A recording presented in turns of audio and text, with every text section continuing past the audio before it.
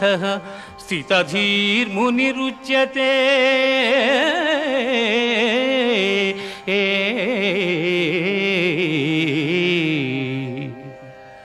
దుఃఖములు కలిగినప్పుడు దిగులు చెందని వాడును, సుఖములు కలిగినప్పుడు స్పృహ లేనివాడును, రాగము భయము క్రోధము పోయినవాడును స్థితప్రజ్ఞుడని చెప్పబడును.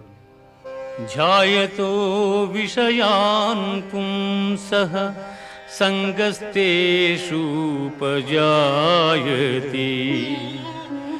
సంగాత్ సంజాయతే కామః కామాత్ క్రోధోభిజాయతే